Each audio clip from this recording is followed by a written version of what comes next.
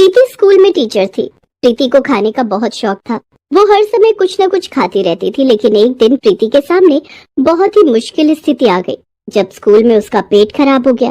रोज की तरह प्रीति अपने हैंडबैग के साथ साथ 5 किलो का झोला लेकर ऑटो से स्कूल पहुंची। ऑटो से उतरते समय प्रीति अपना झोला वहीं भूल गई। प्रीति ऑटो वाले को पैसे देकर जाने ही वाली थी कि ऑटो वाले की नजर उसके झोले पर पड़ गई। उस ऑटो वाले ने झोला हाथ में उठा लिया। अरे बाप रे, न जाने इस झोले में क्या है, बहुत भारी है। मैडम जी को आवाज लगाता हूँ। ऑटो वाले ने प्रीति को आवाज लगाई। अरे मैडम जी, आपका झोला छूट गया। ऑटो वाले की आवाज सुनकर प्रीति दौड़ी दौड़ी वापस आई और ऑटो वाले के हाथ से झोला लेते हुए बोली, थैंक यू भैया, तुमने मेरा झोला दे दिया, वरना आज तो मुझे भूखा ही रहना पड़ता। मैडम जी, इस झोले में क्या है, बहुत भारी है। भारी? नहीं भैया, मुझे तो ये झोला बिल्कुल भी भारी नहीं लग रहा है। कोई बात नहीं, अच्छा मैं चलता हूँ। प्रीति अपना भारी भरकम झोला लेकर स्कूल के अंदर आ गई। प्रीति को देखते ही दूसरे टीचर और बच्चों में कानाफूसी होने लगती थी। मैथ्स की टीचर शिवानी ने हिंदी की टीचर कल्पना को इशारे से अपने पास बुलाया। बोलो शिवानी, क्या बात है? तूने प्रीति को देखा? आज भी झोला भर के खाना लाई है। हाँ यार, सारा दिन क्लास में और कॉमन रूम में बैठकर खाती रहती है। पता नहीं बच्चों को क्या सिखाती होगी, अपनी तरह खाना सिखाती होगी। दोनों हंसने लगते हैं। प्रीति अपना झोला लेकर क्लास में पहुंच जाती है। उसे देखकर क्लास के सारे बच्चे खड़े हो जाते हैं। Good morning madam. Good morning बच्चों, बैठ जाओ। सभी बच्चे अपनी अपनी सीट पर बैठ जाते हैं। प्रीति भी अपनी सीट पर बैठ जाती है और अपने झोले में से एक थर्मस और एक कप प्लेट निकालती है। प्रीति चाय और नाश्ता करने लगती है। सभी बच्चे उसे देख रहे थे। प्रीति मुंह में नाश्ता भरकर बच्चों से बोलती है, बच्चों सभी लोग अपनी अपनी नोटबुक निकालो और 1 से 10 तक का पहाड़ा लिखकर मुझे दिखाओ। बच्चे अपना अपना काम करने लगते हैं। इस बीच प्रीति चाय और नाश्ता खा लेती है। थोड़ी देर के बाद 1 से 10 तक पहाड़ा लिखने में इन्हें बहुत टाइम लगेगा, तब तक फ्रूट्स खा लेती हूँ। प्रीति अपने झोले में से एक अनार और एक प्लेट निकालती है। वो प्लेट में अनार के दाने छुड़ा कर रखने लगती है। थोड़ी देर के बाद वो अनार के दाने छुड़ा लेती है। तब तक बच्चों ने पहाड़ा लिख लिया था और वे अपनी अपनी कॉपी लेकर प्रीति के पास आने लगे। प्रीति बच्चों की कॉपी चेक करती जाती और साथ साथ अनार भी खा रही थी। सबकी कॉपी चेक करने से पहले उसने अपना अनार खत्म कर लिया था। अनार तो खत्म हो गया, मुझे अभी और भूख लग रही है, केले खा लेती हूँ। प्रीति ने फिर अपने झोले से 2 केले निकाले और केले खाने लगी। बच्चे प्रीति को देख रहे थे और आपस में बातें कर रहे थे। कुसुम, अगर प्रीति मैडम का कभी स्कूल में पेट खराब हो गया तो क्या होगा? क्या होगा? उस दिन मैडम टॉयलेट में बैठकर खाएंगी। और दोनों बच्चियां हंसने लगती हैं। प्रीति ने उन्हें हंसते हुए देख लिया। कुसुम, कोमल, क्या बात है? तुम दोनों क्यों हंस रही हो? लाओ अपनी कॉपी चेक कराओ, मैं देखूं तुम दोनों को पहाड़ा आता है कि नहीं। अगर एक भी पहाड़ा गलत निकला तो तुम दोनों कल अपने घर से मेरे लिए खाना लाओगे, समझी? कोमल, प्रीति मैडम की सजा भी कितनी आसान है ना। घर से खाना लाना कौन सी बड़ी बात है। मम्मी को बोल दूंगी, टिफिन में खाना ज्यादा रख देंगी। प्रीति सभी बच्चों की कॉपियाँ चेक कर रही थी कि तभी लंच ब्रेक हो गया। सभी बच्चों खाना खा लो। इतना कहकर प्रीति अपना झोला उठाकर कॉमन रूम में चली गई। वहाँ दूसरे टीचर भी अपना अपना लंच बॉक्स लेकर आ गए। अरे प्रीति, आज क्या लाई हो अपने पिटारे में? आज मैं कढ़ी चावल लाई हूँ। इतना कहकर प्रीति ने झोले में से 4 डब्बे बाहर निकाले। उसने डब्बा खोला तो 2 डब्बे में चावल और 2 डब्बे में कढ़ी रखे थे। अरे ये 2 डब्बे किसी और के लिए भी खाना लाई हो क्या? नहीं, ये दोनों डब्बे मेरे लिए हैं। मुझे कढ़ी चावल बहुत पसंद है। सबने खाना खाया, लेकिन प्रीति ने 2-2 डब्बा खाना खाया। खाना खाने के बाद प्रीति ने अपने झोले में से रबड़ी और गुलाब जामुन निकाल कर खाया। इतना खाने के बाद प्रीति ने बड़ी जोर की लंबी डकार मारी। प्रीति रोज इतना ही खाती थी। वो रोजाना 5 तरीके के फल खाती, सुबह नाश्ते में दूध पीती। एक दिन तो प्रीति स्कूल में आलू के मोटे मोटे 8 पराठे लेकर आई और सारे पराठे उसने खुद खाए। इतने से भी प्रीति का पेट नहीं भरता तो स्कूल खत्म होने के बाद स्कूल के बाहर खड़े ठेले वाले से कभी छोले चावल तो कभी आलू पूरी खरीद कर खाती। एक दिन की बात है, रोज की तरह प्रीति अपना 5 किलो का झोला लेकर स्कूल आई। उसमें कई प्रकार के फल, दूध, चाय, बिस्किट और ढेर सारा खाना भरा हुआ था। क्लास में आते ही, आज तो मैंने सुबह सुबह दूध नहीं पिया था, न जाने क्यों पेट भारी सा लग रहा है। लेकिन दूध पिए बिना तो मेरे दिन की शुरुआत ही नहीं होती है। आँख ही नहीं खुल रही है। प्रीति ने थर्मस में से गर्म दूध एक ग्लास में निकाला और वो बच्चों के सामने दूध पीने लगी। दूध पीने के थोड़ी देर बाद पेट में ये गुड़गुड़ कैसी हो रही है? प्रीति के पेट से आवाजें आने लगी और उसे खट्टी खट्टी डकारें आने लगी। थोड़ी देर के बाद प्रीति को बहुत जोर से प्रेशर आता है। प्रीति क्लासरूम से भागी भागी टॉयलेट की तरफ जाती है। दूसरी क्लास में पढ़ाने वाले टीचर और बच्चे प्रीति को भागते हुए टॉयलेट की तरफ जाते हुए देख लेते हैं। प्रीति टॉयलेट जाकर वहाँ पॉटी करने लगती है, लेकिन उसका पेट तो खराब हो चुका था। अरे ये क्या, मुझे तो लूज मोशन हो रहा है। प्रीति जब पॉटी कर रही थी तब बहुत जोर जोर से आवाजें आ रही थी जो टॉयलेट के बाहर तक जा रही थी, और बगल की क्लास के टीचर और बच्चे भी वे आवाजें सुन रहे थे। टॉयलेट से बहुत गंदी बदबू भी निकल कर क्लास तक जा रही थी। सभी बच्चों और टीचर ने अपने अपने हाथों से अपने कान और नाक बंद कर लिए। प्रीति बहुत देर तक पॉटी करती रही। उसके पेट में बहुत तेज मरोड़ हो रहा था। प्रीति टॉयलेट में बैठी बैठी सोचती है, कल रात मैंने ढेर सारे छोले खाए हैं, कहीं मेरा पेट उसी से तो नहीं खराब हो गया। काफी देर हो गई। जब प्रीति टॉयलेट से बाहर नहीं आई तो सफाई कर्मचारी मधु ने प्रीति को बाहर से आवाज लगाई, प्रीति मैडम, क्या बात है, आपकी तबीयत तो ठीक है ना? हाँ मधु, आती हूँ मैं थोड़ी देर में। कुछ देर के बाद प्रीति टॉयलेट के बाहर आई और हाथ मुंह धोकर क्लासरूम में गई। तभी कुसुम ने प्रीति से कहा, मैडम, आपने जो कल होमवर्क दिया था उसमें से मुझे कुछ पूछना है। कुछ इंग्लिश के वर्ड की मीनिंग मुझे समझ नहीं आई, आप बता दीजिए। तभी कोमल ने कहा, हाँ मैडम, आपने जो मैथ्स के सवाल दिए थे वो भी हमारी समझ में नहीं आए। बच्चे अपनी अपनी प्रॉब्लम्स प्रीति को बता रहे थे, लेकिन प्रीति को तो कुछ सुनाई ही नहीं पड़ रहा था। उसे सुनाई पड़ रही थी तो सिर्फ उसके पेट से आ रही गुड़ गुड़ की आवाज। प्रीति के पेट में फिर से बहुत तेज मरोड़े उठने लगी और उसे बहुत तेज प्रेशर आ गया। प्रीति टॉयलेट की तरफ भागी, लेकिन प्रेशर इतना तेज था कि प्रीति की पॉटी निकल गई। वो लूज मोशन करते हुए टॉयलेट पहुंची। प्रीति ने पूरा फ्लोर पॉटी से गंदा कर दिया था। पूरे स्कूल में पॉटी की बदबू फैल गई थी। दूसरी कक्षा में पढ़ रहे बच्चे अपनी अपनी क्लास से बाहर आ गए। अरे, यहाँ तो किसी ने पॉटी कर दी। ये पॉटी प्रीति मैडम ने की होगी, हमने उन्हें भागकर टॉयलेट की तरफ जाते हुए देखा था। इधर प्रीति टॉयलेट में थी और उसे लगातार लूज मोशन हो रहा था। वो टॉयलेट से उठ भी नहीं पा रही थी। जैसे ही वो उठकर हाथ धोती उसे फिर से टॉयलेट लग जाता। इधर गंदगी और बदबू से परेशान होकर स्कूल के सभी टीचर और बच्चे स्कूल छोड़कर बाहर खड़े हो जाते हैं। बात प्रिंसिपल मैडम तक पहुंच जाती है। ये किसकी करतूत है? किसने पूरे स्कूल को गंदा किया है? और किसकी करतूत होगी? उसी की जो रोज झोले में 5 किलो खाना लेकर आती है। इतना खाएगी तो पेट खराब होगा ही। अब हमारा जीना दूभर कर दिया है। स्कूल में 1 मिनट भी रुका नहीं जा रहा। प्रिंसिपल मैडम ने मधु को बुलवाकर पूरे स्कूल में साफ सफाई करवाई। प्रीति कहाँ है? मैडम जी, वो तो टॉयलेट में है, जाओ उसे बुला कर लाओ। मधु प्रीति को बुलाने के लिए टॉयलेट में जाती है, लेकिन प्रीति तो लूज मोशन से पस्त होकर चक्कर खाकर जमीन पर गिर पड़ी थी। मधु ने बाहर आकर ये बात प्रिंसिपल मैडम को बताई। प्रिंसिपल मैडम ने स्कूल प्रशासन की मदद से प्रीति को बेहोशी की हालत में अस्पताल भिजवाया, जहां डॉक्टरों ने प्रीति को एडमिट कर लिया। बार बार लूज मोशन होने के कारण इन्हें डिहाइड्रेशन हो गया। इन्हें सलाइन के जरिए एंटीबायोटिक दवाइयाँ चढ़ानी पड़ेंगी। अस्पताल में भी प्रीति को लगातार लूज मोशन होता ही जा रहा था। अस्पताल के बेड के गद्दे, चादर सब खराब हो गए। डॉक्टर ने सलाइन के जरिए प्रीति को दवाइयाँ चढ़ाई। कुछ देर बाद प्रीति का लूज मोशन बंद हो गया। उसकी तबीयत में कुछ सुधार आ गया, जिसके बाद उसे होश आया। प्रीति ने आंखें खोली तो उसके सामने डॉक्टर, नर्स, प्रिंसिपल मैडम, दूसरे टीचर और स्कूल के बच्चे खड़े थे। प्रीति उन सबको देखकर बहुत शर्मिंदा हुई। तभी डॉक्टर ने प्रीति से कहा, प्रीति जी, आपको कुछ दिनों तक लिक्विड डाइट पर रहना होगा। उसके बाद भी आपको अपने खाने पीने पर काफी कंट्रोल करने की जरूरत है, क्योंकि ओवर ईटिंग के कारण आपका पेट खराब हो गया। अगर आपने अपने खाने पर कंट्रोल नहीं किया तो आपके इंटेस्टाइन पर बहुत बैड इफेक्ट पड़ेगा।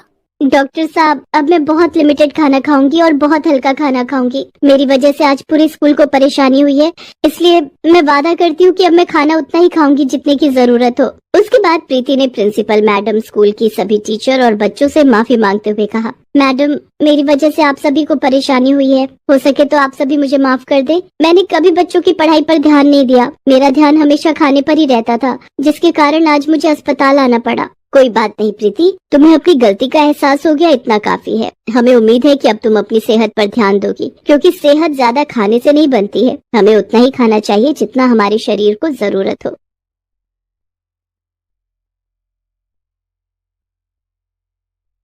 संध्या तैयार होकर अपने कमरे से बाहर आई।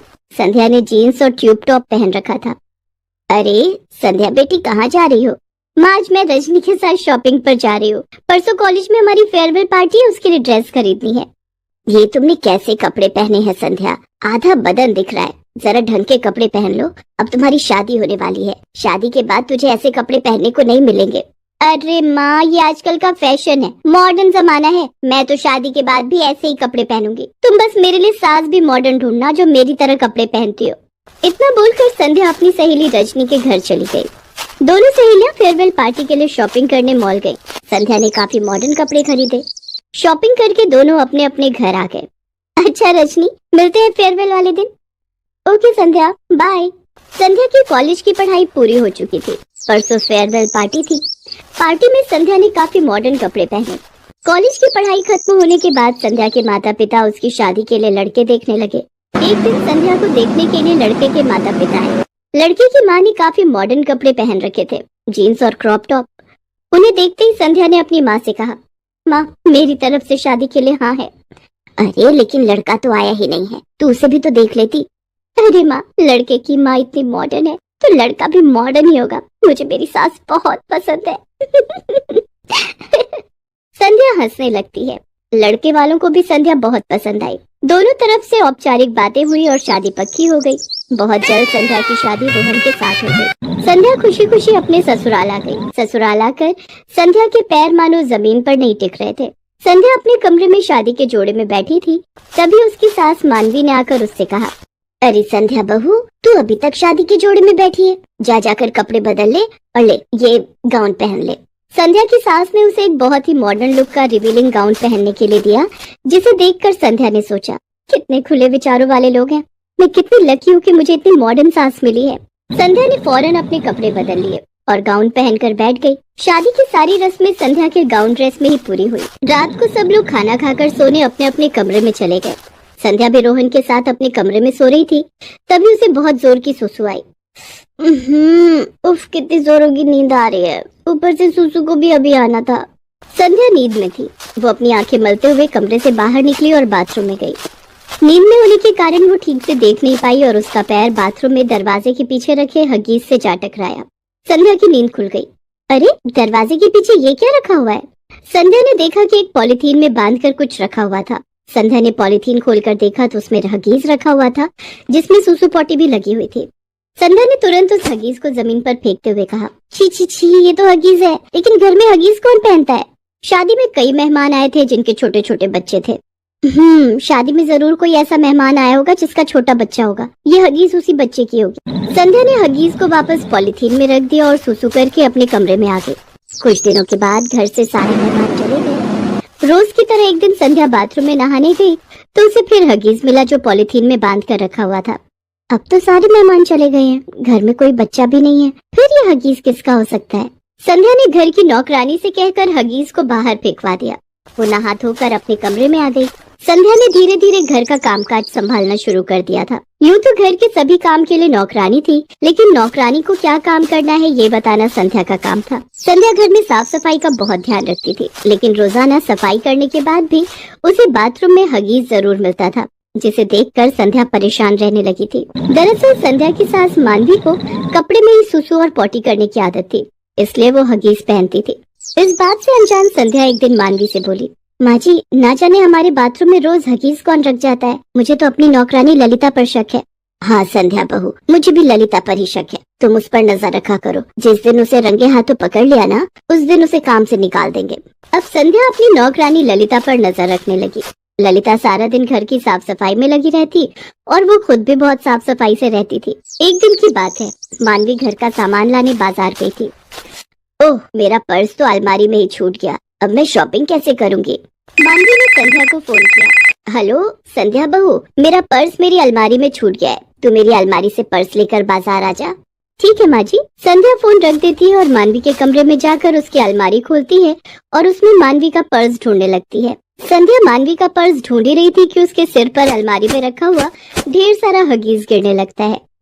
अरे ये सब क्या है? ये तो हगीज है, लेकिन माँ जी की अलमारी में हगीज कैसे, वो भी इतने सारे? ऐसा तो नहीं कि बाथरूम में मिलने वाली हगीज माँ जी की ही हो। तो क्या माँ जी हगीज पहनती है? मुझे पता करना होगा कि इस बात में कितनी सच्चाई है।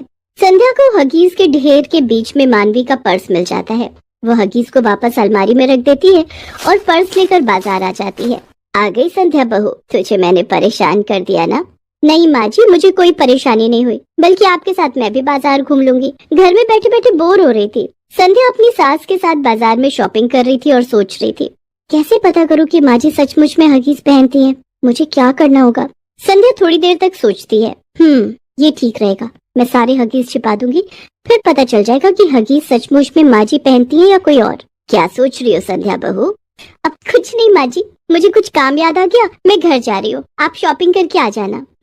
ठीक है बहू। संध्या जल्दी जल्दी चलकर घर आती है और मानवी के कमरे में जाती है। वो अलमारी में रखे सारे हगीज को वहां से हटाकर अपने कमरे में छिपा देती है। थोड़ी देर के बाद मानवी बाजार से घर आ गई। वो अपने कमरे में गई। पीछे पीछे संध्या चाय लेकर मानवी के कमरे में जाती है।